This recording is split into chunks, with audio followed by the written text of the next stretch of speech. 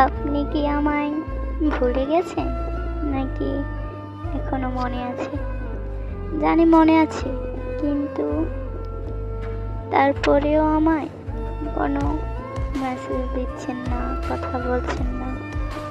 এখন হয়তো অন্য কাউকে নিয়ে আপনি ব্যস্ত, কিন্তু একটা কথা কি জানেন, আমি চাইলেও কাউকে আপন করে নিতে পারছি না। এটা ঠিক যে আমাকে অনেকজনে চাইছিল, আগেও চাইছিল, এখনও চাই, কিন্তু আমি কারো হইনি, শুধুমাত্র আপনার জন্য। সেই আপনি কিনা আজকে আমাকে ধোঁকা দিয়ে চলে গেছেন। এই বিষয়টা কতটা হাস্যকর, তাই না?